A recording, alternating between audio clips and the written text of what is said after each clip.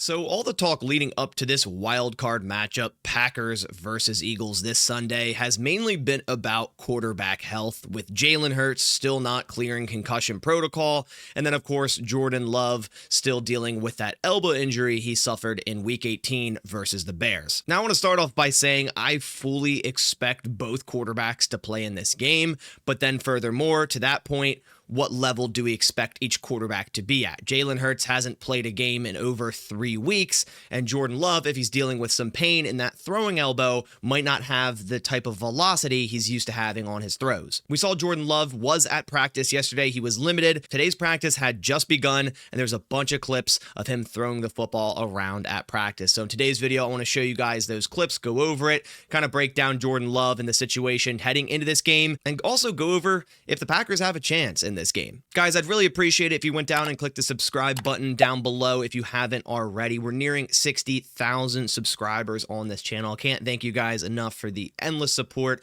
whoever's been subscribed or is about to subscribe. Doing so, you'll stay in the loop with everything Green Bay Packers, not only through the end of the season, but the entire offseason. All right, so without further ado, let's bring up the screen and I'll start rolling the clips in the background as we talk about Jordan Love here. On this one, you can see him, basically throwing a football to the right side to one of these coaches. And again, it's practice, and it looks like it's just warm-ups, just walkthroughs. Obviously, you can't film during the actual practice portion, so Jordan Love isn't going to put full velocity on the football, but it doesn't look like his throwing motion is hindered at all by that elbow. Now, Jordan Love stated that the numbness in his hand went away by the next morning. So on Monday, he had zero numbness in his hand anymore. The only thing that he has, and this is what he stated yesterday, was he has a little bit of pain in that right elbow. So of course, as the game gets going and Jordan Love is firing the football out, that elbow might bother him a bit, but I'm not necessarily sure if it's going to be a physical limitation more so than just a pain limitation. And again, with these clips, it's not really 100%. You can see him here kind of just throwing a ball over the middle to one of the coaches. The real test is going to be when we're in a game and he has to throw a 20-yard dig route to Romeo Doubs or Dontavian Wicks right off the break, off a 3-step drop, right? This is all kind of like 80, 75% here, but nonetheless, he does look good, and it doesn't look like he's in any pain after throwing these footballs, and it bodes well considering he practiced yesterday, he's back here today, one day after, and it doesn't look like there's any issue here. Here's the last clip we have of Jordan Love in warm-ups throwing a ball to the right, kind of a bubble screen here to Josh Jacobs, and again, it looks fluid, it looks quick, the release doesn't look hampered by that elbow. Again, it's all speculation, just going off of what I see in these clips. You guys let me know what you think down in the comments. Do you think Jordan Love looks good to go? Do you think this elbow is going to affect him at all? Obviously, if it is an issue going into this game and the Packers maybe can't throw as many shot plays, or Jordan Love doesn't have as much velocity on the football or the ability to throw deep footballs, the Packers are going to have to adjust for that and have a game plan for that. But honestly, I think the Packers' game plan should be to run the football. The Eagles have the #1 pass defense in the NFL. Now, their weak point, and this is in quotations, weak point, is the run defense. They're 10th in the NFL in run defense. So if the Packers were to have any success, it's going to have to start by running the football with Josh Jacobs. So if there was ever a game where Jordan Love maybe, wouldn't be able to throw deep as much, it might be this one. But the Eagles also play a lot of man coverage, and they're really good at it. So we just lost Christian Watson, who was our man coverage beater. We saw that against Minnesota. It was a problem not having Christian Watson, and we weren't ready to go against as much man coverage. Now, I'd really hope that the Packers have a better plan to go against man coverage this week than they did in Minnesota, because when you look at the Packers offense with and without Christian Watson, so when Christian Watson is off the field for the Green Bay Packers, the rest of their wide receiver core have 1.3 yards per route run, which would rank 13th. 2.4 explosive play per route, which would rank 19th. And this is, of course, because Christian Watson's not on the field, and he attributes to this statistic, right? But when Christian Watson was on the field, they had 1.67 yards per route run, which would rank first, and 3.7% explosive play per route, which would also rank first. So it's a big blow for the Packers, and they're going to have to replicate that. Who that will be, Bo Melton would be my first guess as kind of that deep threat guy.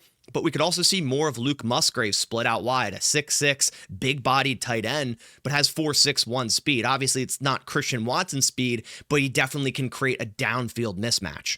Another reason why I'm not understanding a lot of people completely writing off the Green Bay Packers, like I understand this is going to be a tough game. If the Eagles bring their A game and play flawlessly, they will win this game. It's going to come down to the Packers making, crazy plays over the Eagles to win this game.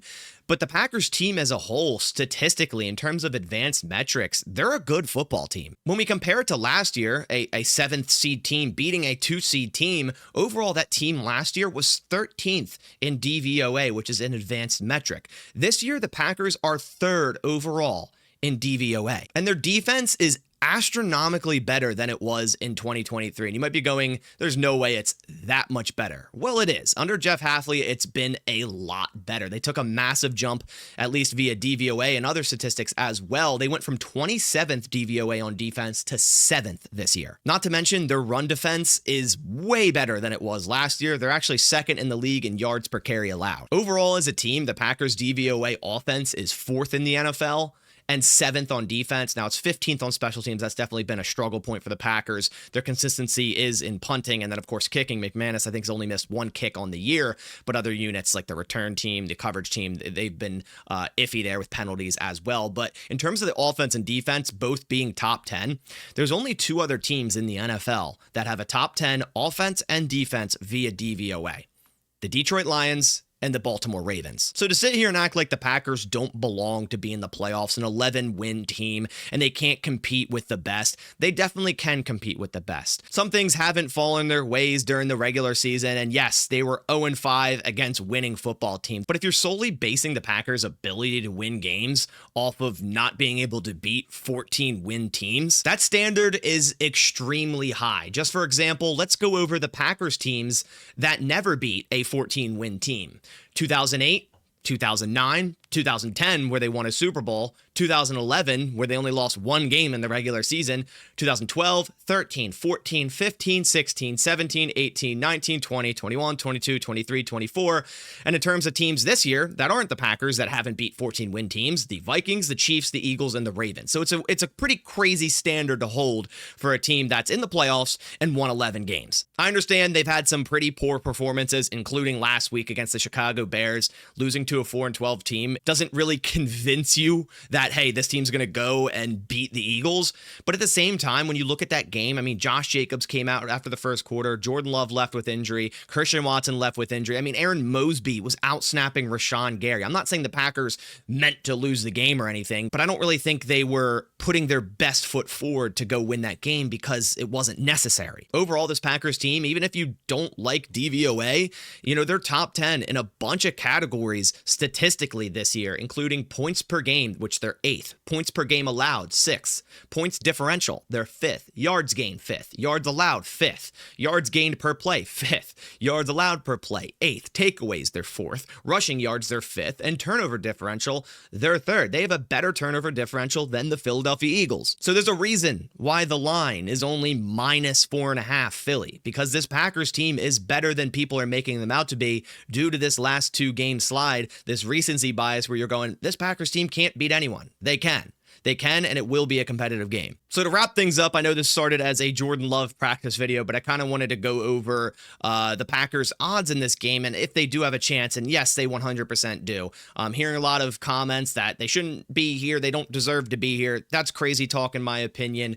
The Packers still have a chance. So to wrap things up injury-wise for today, Jordan Love and Malik Willis both participated and threw during Thursday's padded practice, and the only players not practicing were TJ Slayton, Zane Anderson, and of course Christian Watson, who should be placed on IR here shortly. Now, this TJ Slayton injury is a big one. He didn't practice yesterday, and I said this in my injury video. Hey, if he doesn't practice tomorrow, it's a bigger concern than we may think, just due to him being our run defense, nose tackle type of defensive lineman against Saquon Barkley, against a run-heavy team.